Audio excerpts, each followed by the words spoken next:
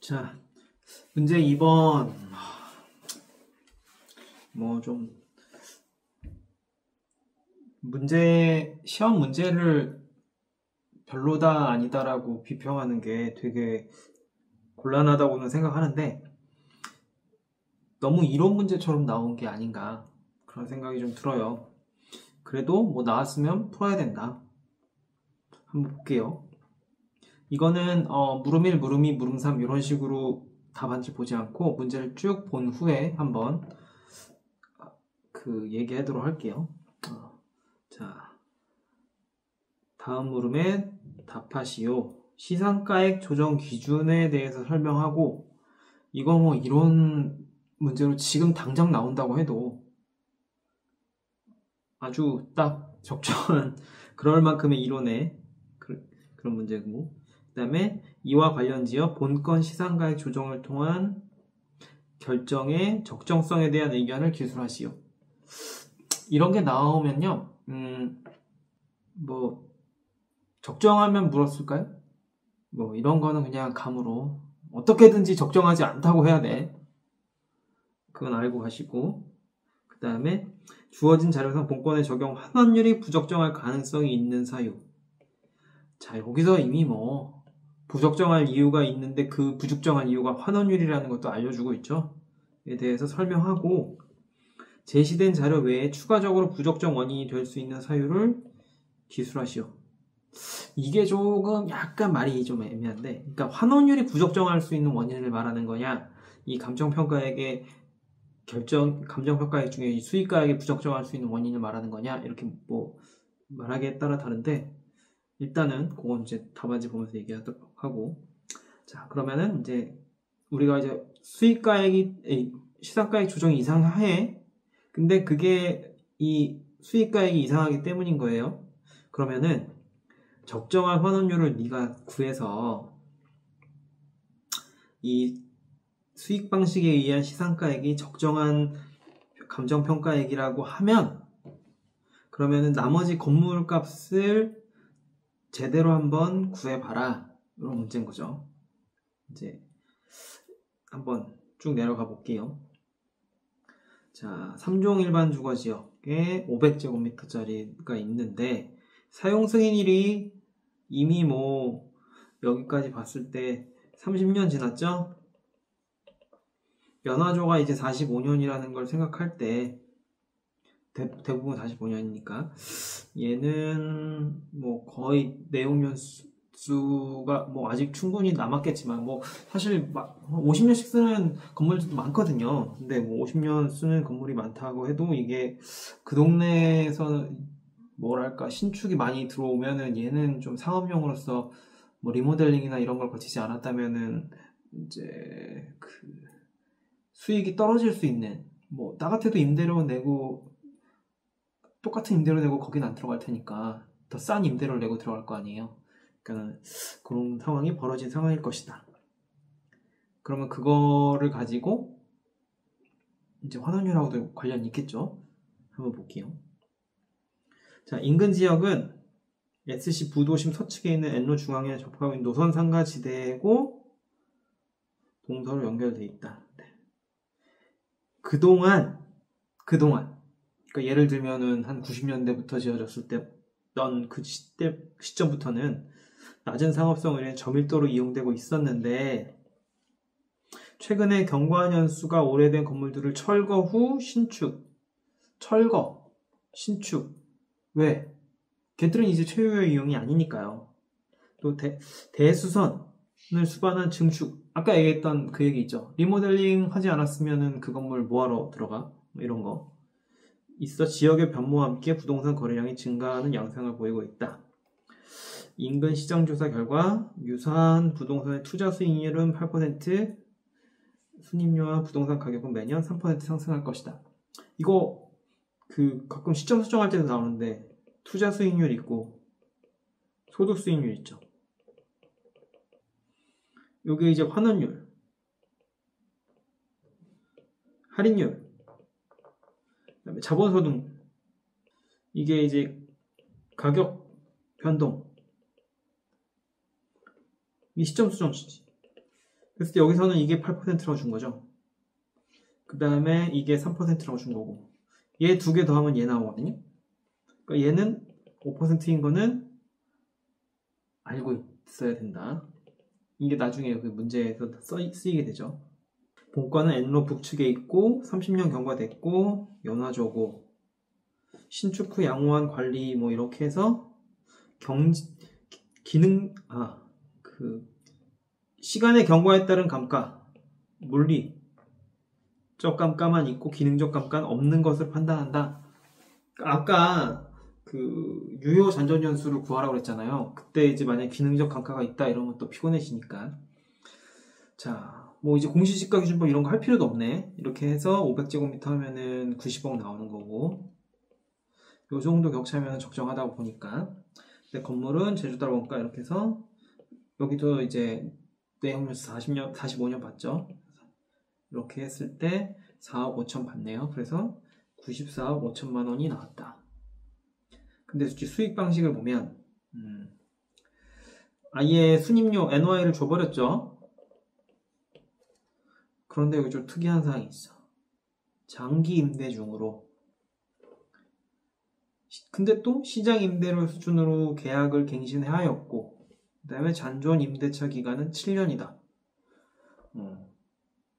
이미 장기 임대 했는데 남은 것도 장기죠. 이제 보통 우리 뭐 주택을 기준으로 본다면 2+2라고 보통 하잖아요. 이건 물론 상업이지만 이것도 지금 길다 말다 이러잖아요. 그 소유자 입장에서. 근데 이제 지금 장기에 7년 남았다. 요거는 약간 계약이 일반적이지는 않다 이렇게 볼 수 있겠죠. 그 다음에 이렇게 하면 순용업소득은 4억 5,900만 원 나온대요. 그 다음에 환원율을 구할 때 그냥 이렇게 주어졌네. 이걸 뭐 평균 해가지고 5.70으로 결정했대요. 자, 실무 기준의 환원율을 구하는 방법은 우리 그냥 실무 기준 말고 그냥 저기 그 실무 교재에서는 보통 시조2L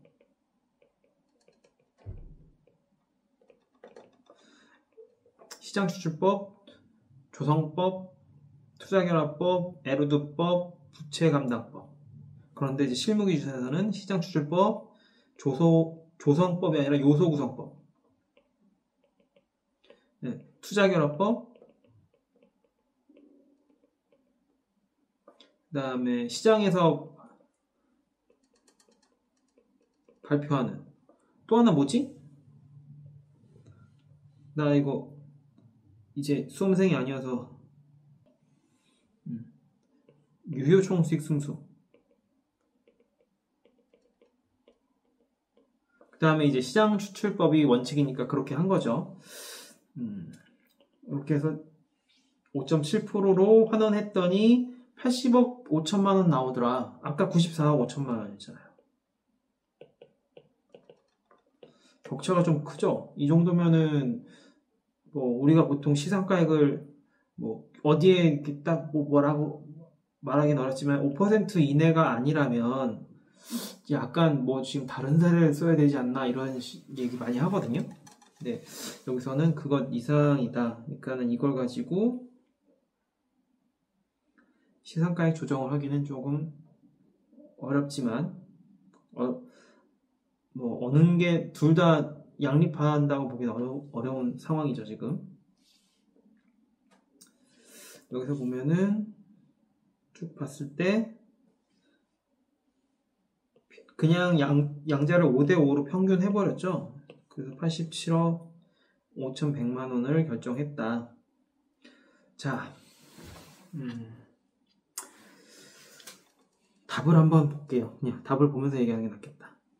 자, 여기서는 뭐 평가 개요를 쓰기 좀 그렇고 시상가액 조정 기준은 감칙상의 주된 평가 방법을 적용하도록 되어 있고 12조죠. 12조. 그 다음에 부적절한 경우는 다른 감정평가법을 쓸 수 있고 그 다음에 주된 감정평가 방법을 적용하여 시상가액을 산정한 시상가액을 11조에 속하는 하나 이상의 다른 감정평가 방법으로 산출한 시상가액과 비교하여 합리성을 검토한다.